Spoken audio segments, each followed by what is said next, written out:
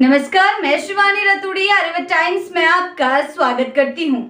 बिहार की राजनीति में इन दिनों लोकतंत्र और मताधिकार को लेकर नया उबाल देखने को मिल रहा है। वोटर अधिकार यात्रा के बाद अब कांग्रेस पार्टी ने अपने आंदोलन को और धार देते हुए वोट चोर गद्दी छोड़ नामक एक आक्रामक जन अभियान शुरू किया है। यह अभियान 15 सितंबर से 15 अक्टूबर तक पूरे राज्य में चलेगा, जिसमें कांग्रेस कार्यकर्ता घर घर जाकर लोगों से संपर्क करेंगे और हस्ताक्षर एकत्र करेंगे। इसका उद्देश्य केवल राजनीतिक लाभ नहीं बल्कि लोकतंत्र की रक्षा और संविधान के मूल्यों की पुनर्स्थापना बताया जा रहा है। पार्टी की योजना बेहद विस्तृत है।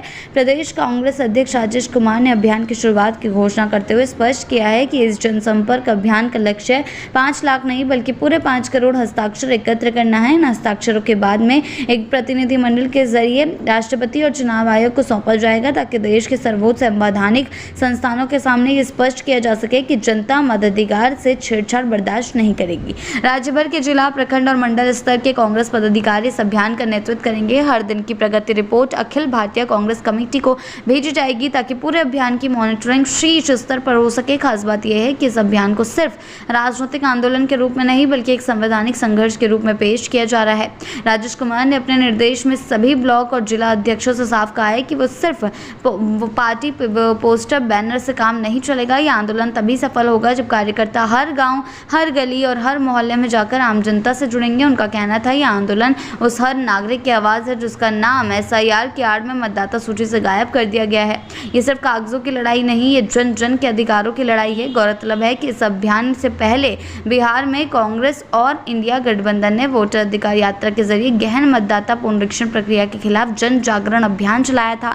वह यात्रा पूरे 16 दिन तक चली थी और 25 जिलों से होकर गुजरी थी। इस दौरान राहुल गांधी, प्रियंका गांधी, तेजस्वी यादव समेत महागठबंधन के तमाम दिग्गज नेता सड़कों पर उतरे थे। राहुल गांधी ने खुद बाइक रैली निकाली थी, जिसमें उनके पीछे प्रियंका गांधी और अन्य नेता सवार थे। यह दृश्य जनता के बीच गहरा संदेश देने वाला था।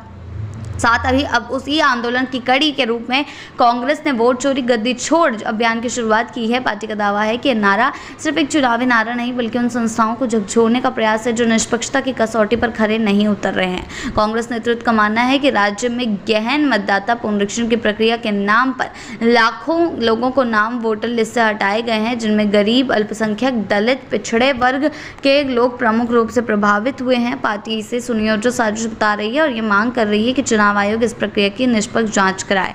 इस नए अभियान की सफलता इस बात पर निर्भर करेगी कि कांग्रेस इसे कितनी मजबूती से जमीनी स्तर पर उतार पाती है। लेकिन इतना तय है कि वोट चोर गद्दी छोड़ अब एक नारा नहीं बल्कि कांग्रेस के लिए एक राजनीतिक मिशन बन गया है, जो न केवल एक सत्ताधारी दल को चुनौती देने की कोशिश है बल्कि 2025 के विधानसभा चुनाव की जमीन तैयार करने की रणनीति भी है। जनता के बीच ये अभियान कितना असर दिखाता है ये तो समय बताएगा, लेकिन कांग्रेस ने यह संकेत दिया है कि अब वे ना तो पीछे हटने वाली है और ना ही चुप बैठने वाली।